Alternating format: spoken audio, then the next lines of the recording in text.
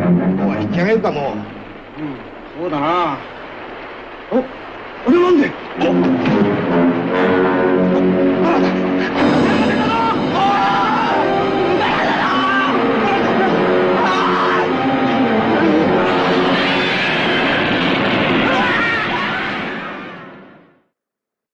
Varan the Unbelievable, released in October of 1958 by Toho Studios.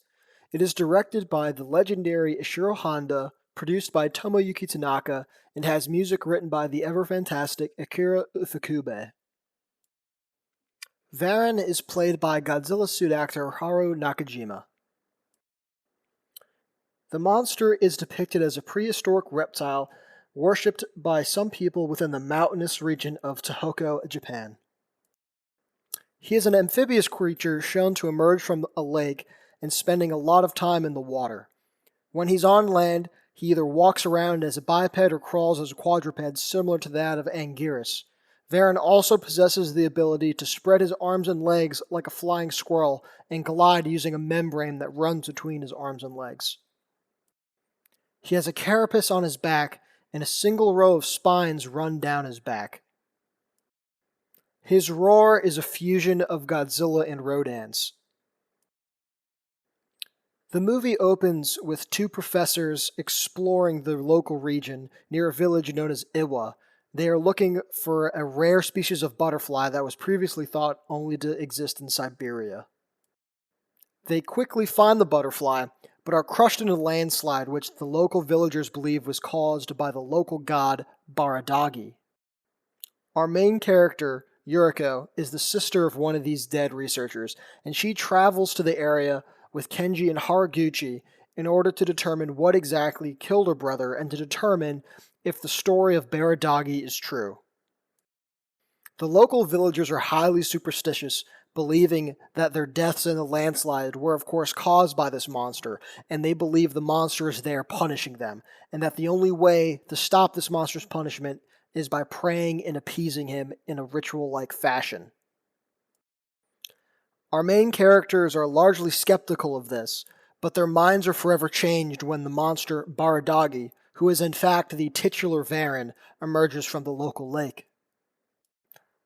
Varan swims to shore and then rampages through Iwa village before he returns to the lake from whence he emerged.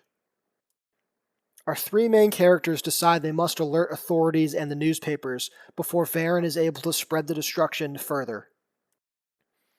The Japanese military heads towards Iwa village, and they plan to utilize chemical weapons in the lake in order to kill Varan.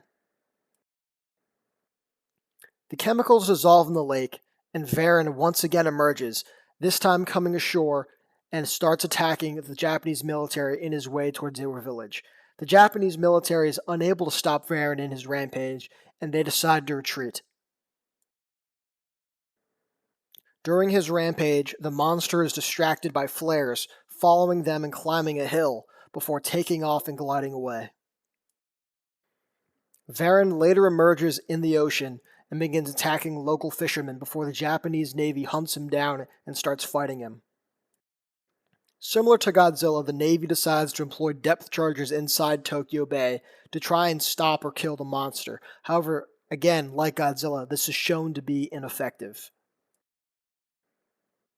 With the monster seemingly indestructible, the military evacuate Tokyo and the local area and hunker down waiting for the inevitable assault. The attack of course comes as Varan once again emerges from the water, comes ashore at Tokyo, and begins rampaging through the city as the military tries in vain to stop the creature. A new type of explosives designed by Professor Fujimura is tied to flares and dropped by a helicopter. Varan is once again attracted to the flares and eats two of them. The first of the two bombs explodes inside Varan, and we see that the monster is noticeably hurt as he begins to try and crawl back to the water. Varan submerges himself beneath the waves as the second bomb explodes within him. It is implied after the explosion of the second bomb that Varan is dead. However, it is not directly shown on screen, leaving it as an open question as to whether the monster still lives or not.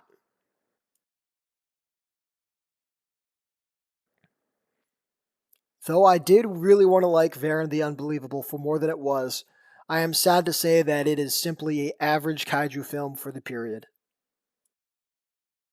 The first half of the movie shows us Varan as being this mythical creature that resides in this lake, worshipped by the surrounding villagers.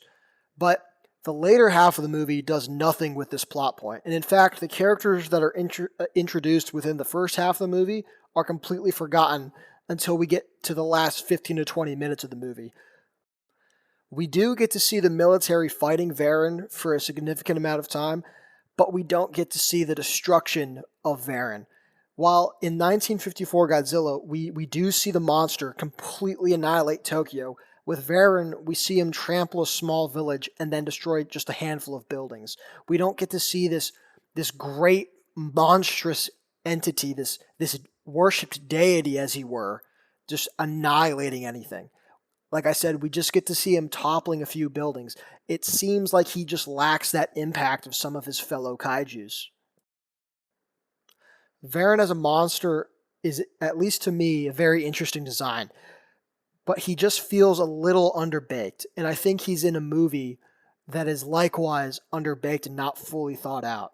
It seems like, as I said, they tried to go in a very interesting direction in the beginning before completely just abandoning that and going for pretty generic scenes of destruction. The movie doesn't try to do anything new. There's not a interesting plot or really a plot at all. And Varan doesn't symbolize anything outside of him initially seeming to be this kind of mythological deity, which I think they could have done a lot more with. I think there is a lot they could have explored there. They could have gone into Japanese or Far Eastern mythology and had something interesting there. But it is completely abandoned in favor of this just generic, entirely forgettable plot and just pretty forgettable scenes of destruction. I do enjoy seeing the military fight Varan, but it's pretty forgettable. The ending of the film comes out of nowhere and is my biggest problem with the film because it just lacks punch. In 1954's Godzilla, we see him in this kind of sad and tragic ending where he's killed off by the oxygen destroyer. Whereas in this movie, Varan eats two flares that have bombs on them, and the bombs explode in him. Like, it's not interesting. It's kind of bland. It's lame. It's not cool. It feels like they were making the movie, and then the last day they just kind of slapped the ending on and called it good. Like, it's just that disappointing to me. Overall, though, I don't think it's a bad film. I think it's a film that's maybe a little bit misdirected and misguided. But at the end of the day, if you're looking for just some perfectly average kaiju action from the 1950s, I would recommend watching this movie. This movie is not one of the great monster movies of the period. Like I said, a lot of it's pretty forgettable, though I do enjoy the design of Varan.